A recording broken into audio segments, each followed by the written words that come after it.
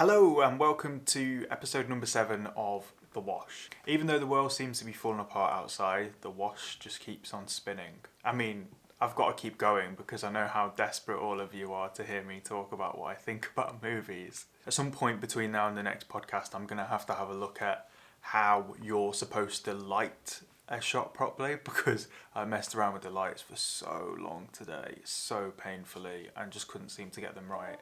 And now I'm maybe ever so slightly too bright, but it is what it is. The video is not the most important thing, the audio is. Today I'm going to be covering 4 movies, so let's smash forward. Oh, and please wash your hands before you listen. The first film that I'm talking about today is Knives Out, directed by Rian Johnson, or maybe Ryan Johnson, I'm not sure how you pronounce his name. Knives Out, I guess, is a mystery movie or a whodunit. I think the genre of whodunit thrives on surprise. Like, the ideal mystery is one in which the viewer or the watcher, as they're watching the film, constantly changes their mind about who they're supposed to suspect, or who they do suspect, who they think is responsible for whatever crime has been committed. And this late in the day, it feels as though every single possible ending to the murder mystery has been thought of and subsequently lived out. But here is where Knives Out wins out. Despite finding its place in a genre that we might say is lived in, Knives Out still manages to maintain a novelty to it. Whilst maintaining many of the typical murder mystery tropes or cliches, it still somehow manages to kind of flip things upside down from within. It's got an all-star cast. You've got Ana de Armas, Jamie Lee Curtis, Daniel Craig, Chris Evans, Michael Shannon. And with all of these lot in it, it's full of characters and it's also full of humour. The only negative thing that I'll say is that I mentioned Lakeith Stanfield in my last movie podcast, I think it was the last one, who was in Uncut Gems, and he also was a star of Sorry to Bother You, and he was in Atlanta, the TV series. He's in Knives Out, but he plays like a really boring guy who doesn't really do much, police detective. It's kind of like a non-role. It's like, I guess you would call it like not a carrier role or anything, but like a filler. Like, he's just there to move the story along, because he's trying to solve the crime. But in reality, Daniel Craig's character is the one who's really solving the crime, so he's just like an empty vessel. But then I thought about it a little bit, and I can understand why he would take the role, because it's a great cast to perform alongside, but also, you know, a job's a job and that. That aside, I really enjoyed Knives Out as the not-so-serious, relaxed murder mystery that it was. Next up, I'm going to be talking about The Shape of Water. The Shape of Water started weirdly, and it also carried on weirdly. I love when a film doesn't seem to quite fit in. And often when films are different, but not in the way that being different is their primary objective, they seem to end up doing pretty well. So in the leading role is Sally Hawkins, who I haven't actually encountered that much before, and she played her unusual character really well. I thought she was brilliant, especially given the fact that the role was limited by the idea that this character was mute and therefore didn't speak. So I guess that puts an emphasis on all the other aspects of acting, notably your physicality and I guess the use of your face, apart from your mouth, your eyes, things like that. Michael Shannon's also in this one, and what can I say about Michael Shannon? He's just like the perfect villain. I first encountered Michael Shannon in Boardwalk Empire, and he did my absolute head in. Like, this is a character that I hated so much that you end up hating the actor.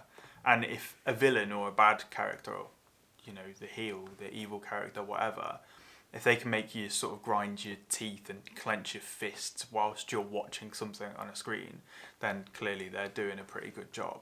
Not many do monster flicks as well as Guillermo del Toro, but this is a monster flick that also has substance. And you've got these sort of side stories of the supporting characters running alongside the main plot that contribute to everything that happens. Also help to move the story forward. Shape of Water is a cracking film and I highly recommend it. I mean, it won the Oscar in, I think it's 2017.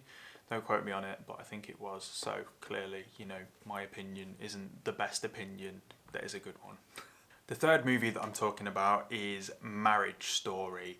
And when you watch the trailer for Marriage Story, starring Adam Driver and Scarlett Johansson, it immediately becomes obvious that this is a film that could have also possibly been aptly named Divorce Story. And after all, in many cases, that is the final destination of marriage, you know, till divorce do us part and all that. One thing I'll say about Marriage Story is that it feels weird watching a film that's about divorce with the person you're in a relationship with. It feels kind of odd. Adam Driver, I love Adam Driver. I loved him in Star Wars. I loved him in Girls. I loved him in this. And I think one of the reasons why I like him so much as an actor is the way that he transitions through his emotions, especially anything to anger. I love angry Adam Driver. I think that he just does it so well. It feels so natural. It also kind of feels like Adam Driver gets angry like that in real life. And I suppose saying that the way that his emotions kind of fluctuate feels natural is probably one of the best compliments that you can give an actor. And I'm really critical of acting, like I always have been. But I really like Adam Driver. Alongside Adam Driver in Marriage Story, the person that he is in this tormented relationship with is Scarlett Johansson, who does a really good job as well, and they bounce off each other brilliantly. There's this one scene where they have like a full-blown heated argument, and it just flows like an actual argument, which is unusual, I guess. Sometimes you feel like when you watch someone get angry in a movie or a TV series, or, you know, portray sadness, especially when they cry, those are the expressions that often feel not real to real life, you know. Or sex scenes are a great example of that, where they just kind of, you know, they lie down next to each other and then, oh, what do you know? But this argument is like the mirror image of a real life argument, you know, like the type that just leaves you head in hands, not knowing what to say, not having anything to say, just exhausted emotionally and physically. This isn't much of a surprise given that the director and the writer of Marriage Story is Noah Baumbach, who I think has been frequently praised for his realistic dialogue. And in terms of realism, Marriage Story doesn't fail to deliver on that promise. There's this really bizarre thing about marriage in that it's taking something extremely personal and then complicatingly tangling it around laws that feel like they have no place in the personal. And Marriage Story plays off of that really well. It's definitely worth a watch. It's not actually as depressing as you might think. So yeah, check it out. It's on Netflix. Go and watch it. The fourth and final film in the podcast is Snowpiercer. And since watching Parasite about 4 months ago or so, which then went on to win Best Picture at the Oxo Cube Awards, at the Oscars, the first foreign film to do so, I guess foreign to who? As a result of watching it, I've become completely obsessed with director Bong Joon-ho, which I'm happy to have said right. This is what led me to pick Snowpiercer, one of his older films, to talk about on the podcast, and it's also what will lead me to probably watch Okja, another one of his films this week, and then also watch The Host and also watch Mother. Anyway, back to Snowpiercer, and I guess all I can say is that Snowpiercer is certifiably nuts. I went into watching this film knowing next to nothing, but considering it's a bit of an older film, I'll probably just provide a little bit of context to try and reel you in. It takes place in the world, you know, this thing here that we call Earth, and there is global warming in the film just like there is in the real world. What basically happens is, I guess, a cooperation of the global governments decide that they're going to spray this thing into the air, and the idea is that they'll spray it into the upper atmosphere and it will cool the planet down. It does cool the planet down, but it also freezes the entire planet, killing everything alive. Aha! But would that be a film? No, it wouldn't.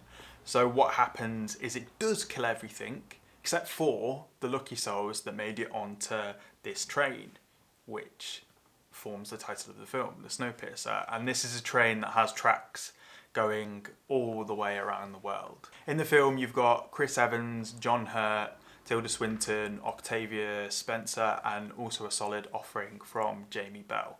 Essentially, the train has become like a micro version of Earth, with all of the social aspects of life on this planet repeating themselves on a smaller scale on the train. There's also a bit of a focus on one of Bong Joon-ho's favourite themes in Class Division.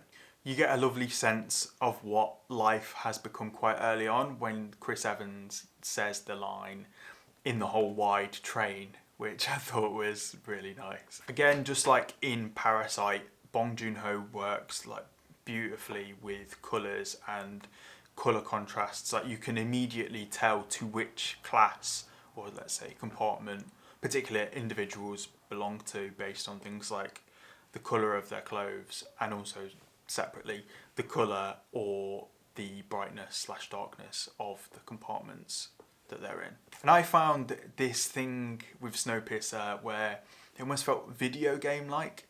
So progressing through each carriage of the train was like going up a level in a video game.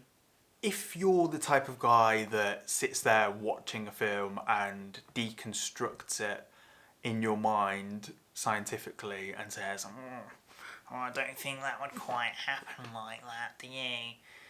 If you're that guy, then maybe give it a miss, because there are certain aspects of Snowpiercer where you could go to yourself, would that really happen? Or there might be a few plot holes. Like I said, if you're that guy, maybe just give it a skip.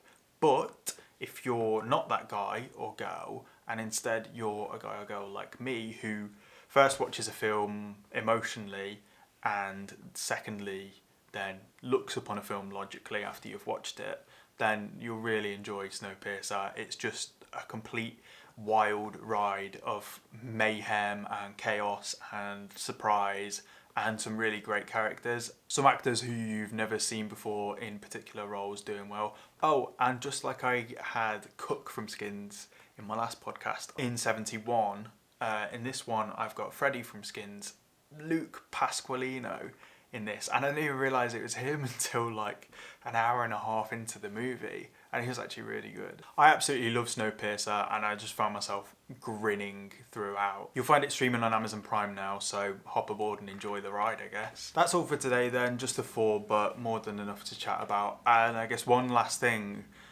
really odd thing that I noticed, that there was a bizarre crossover of actors and actresses in all of the movies that I watched this week, and it wasn't intentional at all. So first off, you had Chris Evans in Knives Out, and then also as the leading role in Snowpiercer, and he was completely different in both of the films. And I would say that this is a week in which my respect for Chris Evans as an actor has been increased quite a lot, because he was brilliant in probably both of them really, but especially in Snowpiercer. Octavia Spencer was in The Shape of Water and also Snowpiercer, and then you also have Michael Shannon, who's in The Shape of Water and Knives Out. So 6 degrees of separation and all that. I guess if one of these actors caught the coronavirus, they would all have ended up getting it. Sorry, that's really a bad joke. And I guess there we will tie things up. And one last note, give me a shout. Let me know what you think about the podcast. Let me know what you think about any of the films that you've watched that I've also watched. Let me know if you think something I said about a film was dumb and stupid and I'm an idiot. And also, finally, send me some movie recommendations, because I find that the best way to find anything that's good is through word of mouth. And I don't have that many people that talk to me about movies, so I would really appreciate some recommendations. And with that, I'll be seeing you around. Bye bye.